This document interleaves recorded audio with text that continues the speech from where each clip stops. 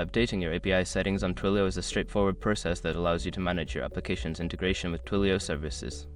Follow these steps to ensure your settings are up to date. Step 1. Log into your Twilio account. Visit the Twilio website and log in using your account credentials. If you don't have an account, you will need to create one to access the API settings. Step 2. Navigate to the console. Once logged in, go to the Twilio console. You can find this by clicking on the console link in the top navigation bar. This is where you will manage all your Twilio settings. Step 3. Access API settings. In the console, look for the settings menu on the left sidebar. Click on it, then select API keys and tokens or webhooks depending on what you need to update. This section contains all the relevant settings for your API integration. Step 4. Update your settings.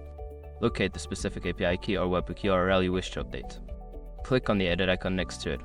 Make the necessary changes, such as updating the URL or modifying permissions, and ensure to save your changes.